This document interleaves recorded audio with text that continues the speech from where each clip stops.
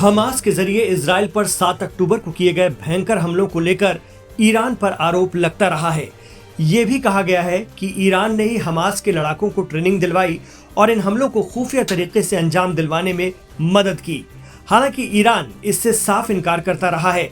अब इजराइल की ओर से गाजा पट्टी में हो रहे हमलों पर ईरान लगातार सख्त रुख दिखा रहा है।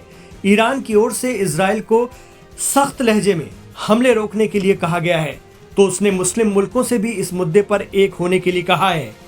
ईरान के राष्ट्रपति इब्राहिम रईसी ने कहा है कि एक यूनिफाइड मुस्लिम फ्रंट होता तो गाजा में इजराइल के हमलों को रोका जा सकता था। उन्होंने कहा कि ये बहुत दुख की बात है कि मुस्लिम देशों के बीच एकता नहीं है, जिसका इजराइल जमकर फायदा उठा रहा है। रईसी ने गाजा में चल रहे संघर्ष पर कमेंट करते हुए कहा कि मुस्लिम दुनिया की एकजुटता इजराइल की आक्रामकता और उसके पश्चिमी समर्थकों की ज्यादतियों को प्रभावी तरीके से रोक सकती थी। इसके साथ साथ मुस्लिम जगत में बेहतर समन्वय बाहरी देशों के हस्तक्षेप को रोकने में भी अहम बन सकता है। ऐसे में मुस्लिम मुल्कों को चाहिए कि वो एकता के साथ एक मंच पर आएं और तालमेल स्थापित करें। रईसी ने तेहरान के एक कार्यक्रम में ये बातें कही।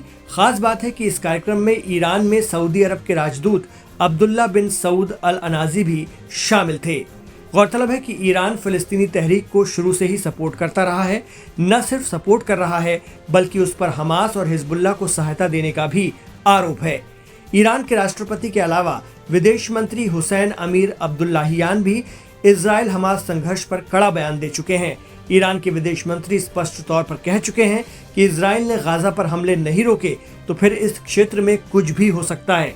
इसके बेहद खराब परिणाम सामने आएंगे, जिसका पूरे इलाके पर असर होगा।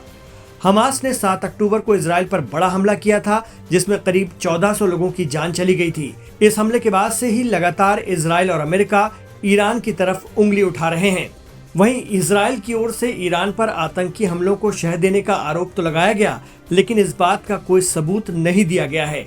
ये माना जाता है कि मुस्लिम दुनिया 2 भागों में बटी हुई है, एक सुन्नी मुसलमानों के देश और दूसरे शिया बहुल मुस्लिम देश।